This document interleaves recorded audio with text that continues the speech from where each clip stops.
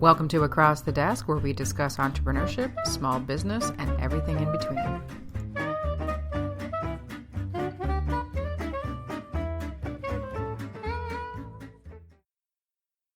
Hey, it's Elizabeth Plouffe, and welcome to Across the Desk. Today's Wise Words, and Wise Words is I have a bit of a book issue and a bit of a personal development issue. And what I mean by that is I read like a crazy person, and I really hate wasting time on books that suck.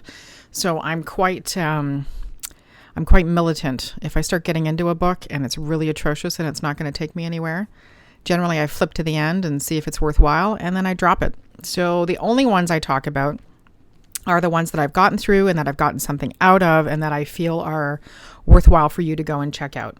And so last year, two friends of mine went through the John C. Maxwell training for leadership development and coaching. And I've sort of, gone back and forth with John C. Maxwell.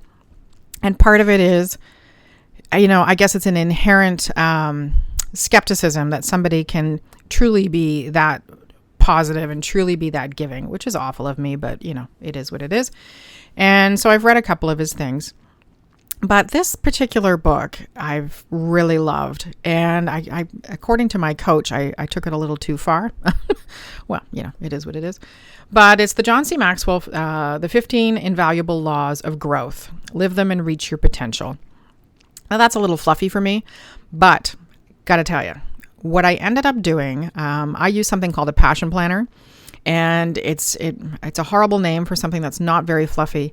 It's really good for your business. Journaling and tracking and writing has been shown to increase your success by a huge percentage. So this is my second year of using one for my business. And it's also my second time of using my passion planner for a course. And last year I used a couple of different books. I used Carrie Green's book, She Means Business. And what was the other one? I don't have my passion planner in front of me, but it was really good. And this year I chose to do the John C. Maxwell, the 15 Invaluable Laws of Growth. So I dedicated the back half of my planner, which is set up so that it has blank pages and things like that, and went through chapter by chapter, because what I love about this book, one of the things is it's got exercises for you to do to apply to what you've just learned. I learn better that way.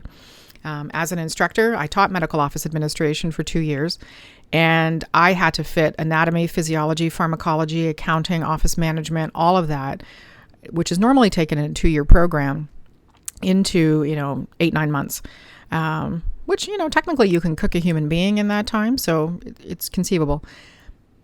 But people learn differently. The best way for you to absorb information depends on your learning style. I'm a kinesthetic learner, which means I learn better by doing than by just reading or just hearing. If I then have an activity right after that, I'm more likely to take the information on board and do a lot with it. I did that. I just recently completed Jen Sincero's You're a Badass at Making Money, and the exercises that she had in there. It gives a lot to me. So if you're looking to launch into some personal development in some of these books, you don't have to do that. Read the book. That's right there is a huge step towards achieving goals and being a better person, in air quotes that you can't see. But if you're like me and you're a little OCD about learning, get a good notebook.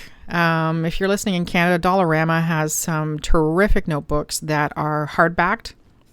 They're an art notebook.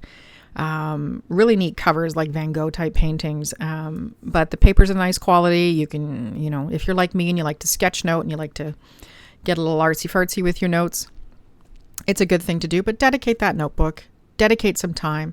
I used to dedicate Saturday or Sunday mornings before everybody got up, put a couple hours in, call it a day. And it's part of my ongoing business plan. I will always be in a position where I am looking for opportunities for education or personal development, and I will always make time for that. You have to. If you don't continue to learn and grow and take on new information and take advantage of what people are willing to share, you will stagnate. It just is the law of the land.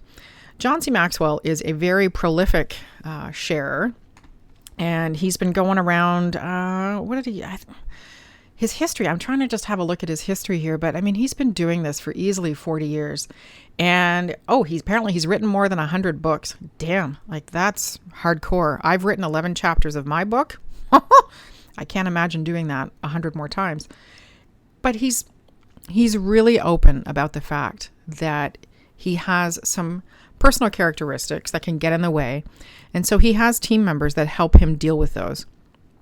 We're a lot alike in that we're very optimistic about timelines, and we're very optimistic about our ability to get things done. And we sometimes underestimate the amount of effort and time required.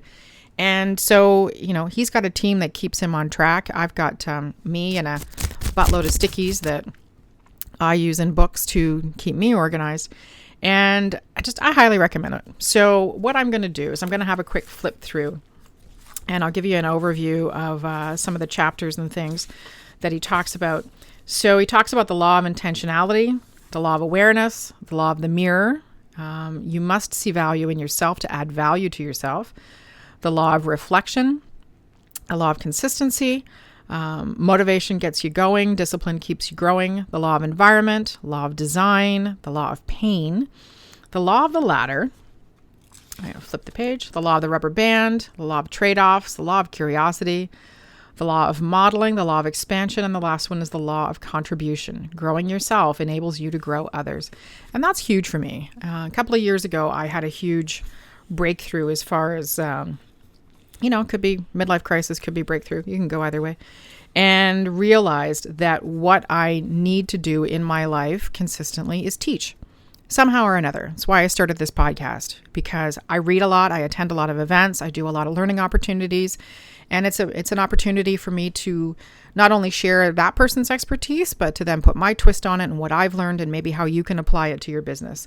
So that's what I do. And he's just got some terrific tidbits in here. And for an example, if you go to, we'll start at the, see, flickety flick flick. I'm telling you, I do read these books. So the law of intentionality, let me get to the end here. Applying the law of intentionality to your life. So at the end of every chapter is these little nuggets. And it says, which of the gaps discussed in the chapter have caused you to neglect growing the way perhaps you could have? So there's the assumptive gap. I assume that I will automatically grow. That's not the case, by the way. The knowledge gap, the timing gap, mistake gap, perfection gap, inspiration gap, comparison gap, and expectation gap. And he really helps you identify the things that could be holding you back in your development and how you can change that so that you can move forward in your business or your career or whatever it is you want to progress in. And he also has, the only criticism I would really have of this book is it's very male focused, in that the quotes and stories that he uses to illustrate his point predominantly feature men. There's very few women, and that kind of bugs me a little bit. So here we go. Oh, the farther you go in life, the more critical it is that you take time to pause and think. This is in the law of the reflection chapter. The older you are, the less time you have to stay on purpose and do the things you were created to do. But here's the good news. If you've been diligent in your efforts to grow along the way, you will also be better equipped to fulfill that purpose, even if it requires you to make significant changes or course corrections. Many years ago, my friend Bob Buford wrote a book called The Second Half. It's fantastic. The entire book is a pause so that growth can catch up with you experience, which is very cool. In it, he encourages readers who've experienced some success in the first half of their lives to stop and think about what they want to do in the second half. Here is some of the advice he gives. You will not get very far in your second half without knowing your life mission. Can yours be stated in a sentence or two? A good way to begin formulating one is with some questions and nakedly honest answers. What's your passion? That one I'm a little dodgy about. What have you achieved? What have you done uncommonly well? How are you wired? Most important. Where do you belong? What are these shoulds that have trailed you during the first half? And I'm telling you, we should all over ourselves. This is me, not the book talking. And it drives me banana pants. These and other questions like them will direct you towards the self. Sorry, I got to flip the page. Your heart longs for. They will help you discover the tasks for which you were especially made. Never forget that your goal in personal growth is reaching your potential. To do that, you need to keep pausing, keep asking questions, and keep growing every day. This is completely true. And my passion planner has been one thing, But I wouldn't have a passion planner if I wasn't interested in tracking my development and engaging in these types of exercises. And to me, like it's critical. It's as critical as breathing that these types of things have to take place. One that I did, that was one of the ones I did before I got my passion planner, was Michael Gerber wrote the E-Myth. And I did the E-Myth Revisited, I believe, which is an extended version. And it's an excellent book. It gives you a lot of things to work on and a lot of things to work through that you might not have already considered. And they are business focused. For me, it was a bit of a challenge because the stories that he used involved a particular industry and a particular situation. And I found it hard to extrapolate some of the information and apply it to what I was trying to do. But if you are currently an employee and you're trying to get into the entrepreneur mindset and what that might involve, then the E-Myth is definitely a book that you should consider. And so he talks here in the Law of Design. What is a system? It's a process for predictably achieving a goal based on specific, orderly, repeatable principles and practices. Systems leverage your time, money, and abilities. They are great tools for personal growth. Systems are deliberate, intentional, and practical. They really work, regardless of your profession, talent level, or experience. They improve your performance. A life without any systems is a life where the person must face every task and challenge from scratch, which is so completely true, because you will keep running into things, and if you haven't developed a system to deal with them, they're just going to keep showing up because you've never put anything in place to deal with what's holding you back. And I put stickies everywhere, and then I mark some, and then it says read, and then I remember, because at the end, I'm so overwhelmed by the amount of information I've got out of certain books that I forget what to share with you. So, under the law of trade-offs, here we go. Will I go through this change or grow through this change? Good trade-offs are not something to be endured. That reflects a passive attitude and a mindset that says, I hope this turns out all right. Instead, positive trade-offs should be seen as opportunities for growth and seized. After all, we become better as a result of them. When we go through change, we become active. We take control of our attitude and emotions. We become positive change agents in our own lives. Author Denis Waitley said, a sign of wisdom and maturity is when you come to terms with the realization that your decisions cause your rewards and consequences. You are responsible for your life, and your ultimate success depends on the choices you make. I agree with that, and years ago I determined that while others may lead timid lives, I would not. While others might see themselves as victims, I would not. While others leave their future in someone else's hands, I will not. While others simply go through life, I will grow through it. That is my choice, and I will surrender it to no one. I love that. So I don't know if you're an employee or an entrepreneur listening, but I have to tell you, as an employee, I allowed my career to happen to me, not necessarily me going out and practically designing it and picking a goal. I can't even begin to tell you why that was the situation, but having said that, the only deliberate choice I made around my career was when I investigated the medical office program through Sheridan. I took that back in the early 90s. And that was after a failed run at doing travel and tourism. And travel and tourism I fell into. I don't even remember how I got into that program other than I received a call or something one day from Seneca to say thank you for applying, which I hadn't done. And I ended up taking the travel and tourism course and trying to work in the airport for 3 months. Disaster for me. Then I stepped back and I thought about what I had always wanted to do and what fascinated me. And I have always been fascinated by medicine. I wanted to be an obstetrician like crazy. And just a series of circumstances, didn't end up doing well in high school. And so wasn't able to take advantage of that. And I worked in healthcare for over 10 years and then taught the program for 2 years. And that included also, 15 years in total, I would say, in medicine. Because of the 2-year full-time program for medical office administration is a very intense program. It's extremely good. It's quite intense. And I loved it. And I went and interviewed the instructor. I went and checked out job opportunities as much as I could at the time. It was 1994, so the internet was a bit dodgy. And I really made a concerted effort to choose that career. And when it ran its course, I was disappointed because it was the first time I had really, chosen something, but it provided me an excellent foundation. And then my career happened to me for a little bit. I didn't know what to do, and I kind of drifted and ended up in a variety of jobs, and some were excellent and some were not. And then I made another choice. I went and got some more education. I went and attended a Career Explorations Express program through the Center for Skills and Development. I live in Burlington, but they're across the Golden Horseshoe, I believe. And I took the time to really evaluate my skills and abilities and my interests, not so much my passions, because that is a little too fluffy for me. And somebody said to me, you should become a writer.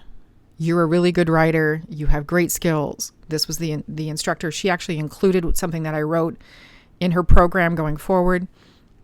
And so I took that to heart and I did some more investigation. And I ended up applying to the corporate communications program at Sheridan, which was a postgraduate certification. And at the time when I initially applied, there is a point to this, I promise, I had to make a choice. I had to choose to either accept a job offer from Girl Guides of Canada, or I had to choose to go to school. My husband also got the opportunity to continue his apprenticeship. He's now a millwright and almost a full electrician. And so one of us had to have a full-time income. So I put my education goals on the back burner and worked for Girl Guides of Canada for 4.5 years. One of the best jobs I've ever had. Amazing organization that I love and miss every day, because I was a Girl Guide leader on top of that for 10 years. And it was incredibly fulfilling. And then when he was done and he had gotten his trade paperwork, I went back to school. I went in and interviewed Andy, who was my program director, checked out the job opportunities, different things that were going to be there. And I chose that program, didn't work full time for an entire year to do this program, and worked in the industry for 1.5 years, and then started my business. And I've been intentional ever since.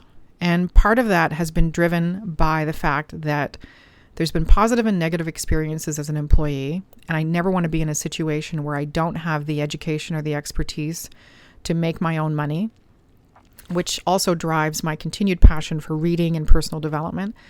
And part of it is I'm not a massive fan of working for other people anymore, period. And I need to be very structured as an entrepreneur, which is one of the reasons that I'm diversifying and I have a tech startup now.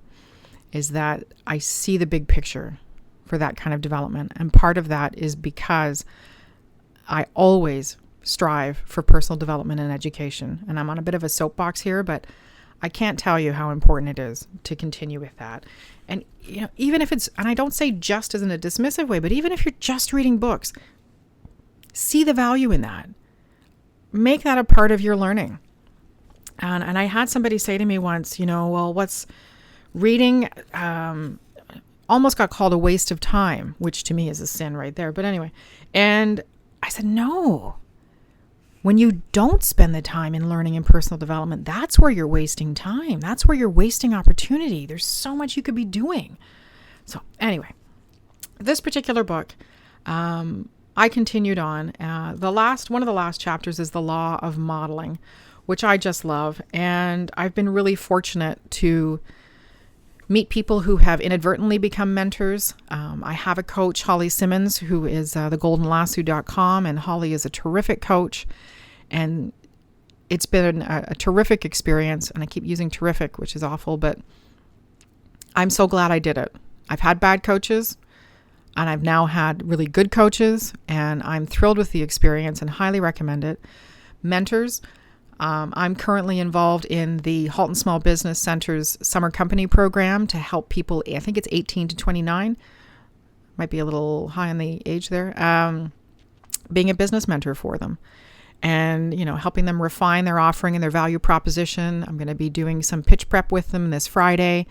And I love it. I love being in that mentor role. I love teaching and sharing and helping them avoid some of the pitfalls and learn from what I've learned. And the thing it says here is, the process of growing with the help of a mentor usually follows this pattern. It begins with awareness.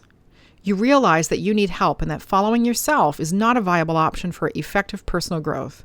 I was fortunate to come to this realization early in my career. I recognized that I had no experience, no exposure, and no strong models within my circle to help me develop my potential. When a person comes to such a realization, one of two things can happen. The first is that the person's pride swells up and he cannot bring himself to ask another person for advice. This is a common reaction. In his book, The Corporate Steeplechase, psychologist Shirley Blotnick says that people in their 20s starting their careers tend to be ashamed to ask questions. When they reach their 30s, their desire to be individualistic makes it difficult for them to seek counsel from colleagues. That can definitely work against them. Sorry, I have a sticky over top of it. To keep from looking ignorant, they almost ensure their own ignorance. The other reaction to awareness is to humble yourself and say, I need your help. That decision not only leads to greater knowledge, but it also often develops maturity. It reinforces that people need one another, not just when they're young and starting out, but their entire lives. As Chuck Swindoll so eloquently says in his book, The Finishing Touch, nobody is a whole chain. Each one is a link. But take away one link and the chain is broken. Nobody is a whole team. Each one is a player. But take away one player and the game is forfeited.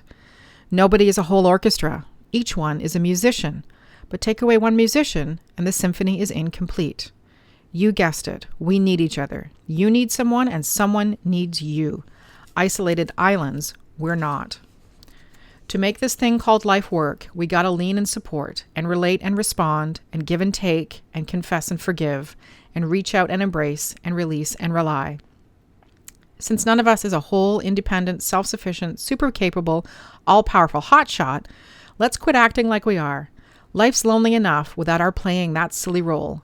The game's over. Let's link up. And that is so huge. And using books as mentors, using online programs as mentors, all of those things is just an incredible thing to do for you and for your business. This is one of my longer wise words, but this book is just such a fantastic resource. And it ends with the law of contribution. And the law of contribution is who's giving to you and how can you give back? How can you pay it forward? How can you share your expertise so that others can benefit? And Jim Rohn, who I haven't taken any of his works, but I've seen him through Success Magazine and the John C. Maxwell Company. The greatest gift you can give to someone is your own personal development. So again, whether you are in an employee role, an employer role, you're an entrepreneur, you're a manager, you're some type of leader, you're involved in a mentoring relationship, engaging in personal development through workshops, through books, through making the maximum of learning opportunities that are available to you. It's just thumbs up across the board. You're never going to lose when you do that. So thank you very much for joining me today. Again, the book I've been discussing is John C. Maxwell's The 15 Invaluable Laws of Growth. I highly recommend not only that you take the opportunity to check the book out, but that you make a learning plan around it. Get a notebook that makes you happy, whatever tool makes you happy. Do the exercises, put the work in, and I guarantee you will get something out of it. So thank you very much for joining me today. I really appreciate your time. And my next book on wise words is going to be Jim Collins' Good to Great, which is a fantastic book, Why Some Companies Make the Leap and Others Don't. And it's a research-based book on becoming a level 5 leader and how that affects a company's growth and how ego and bullshit can destroy a company. It's really good. And that's it for today. I hope you're having a fantastic day. If you've got a book that you'd like me to read and review and talk about, thank you for listening to Across the Desk. Comments. You can follow me on Twitter you've read recently that you think is worth sharing, Instagram I'd at love to hear about it. Communications, My stack is only 30 books high, so I can always add to to see that. where else I'm hiding out. I hope you're having a fantastic day, and we'll talk to you soon. Bye-bye.